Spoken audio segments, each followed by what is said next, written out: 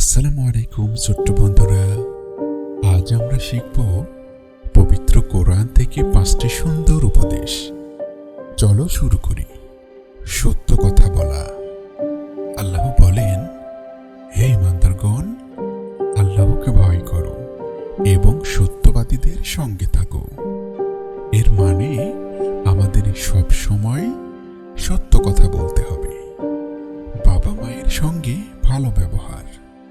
আল্লাহ বলেন, আর তোমার রব আদেশ করেছেন তাকে ছাড়া অন্য কারো ইবাদত করবে না এবং পিতামাতার সঙ্গে সৎ ব্যবহার করবে, অর্থাৎ মা বাবাকে ভালোবাসা ও সম্মান করা। পরিষ্কার পরিচ্ছন্ন থাকা। আল্লাহ তাআলা বলেন, নিশ্চয় আল্লাহ পছন্দ করেন তওবাকারী এবং পবিত্রতা অর্জনকারীদের। আমাদের শরীর, পোশাক এবং আশপাশ পরিষ্কার রাখা ঈমানের অংশ। দয়ালু হওয়া।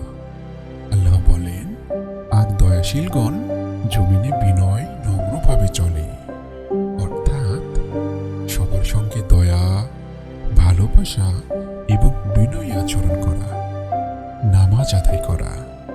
আল্লাহ বলেন, নিশ্চয় নামাজ অশ্লীলতা ও মন্দ কাজ থেকে বিরত রাখে।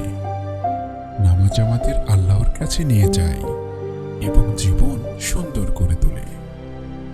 আশা করি তোমরা সবসময় আল্লাহর এই উপদেশগুলো মেনে চলবে এবং একজন ভালো মুসলিম হয়ে